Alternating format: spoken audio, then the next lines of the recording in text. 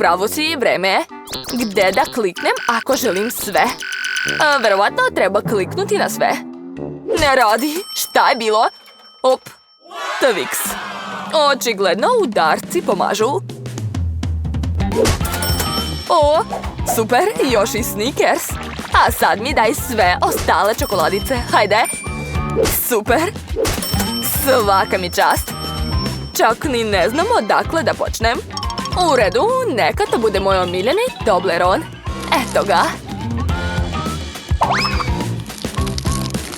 O, da, oduševljena sam. Kako je lepo znati da me čeka još mnogo ukusne čokolade.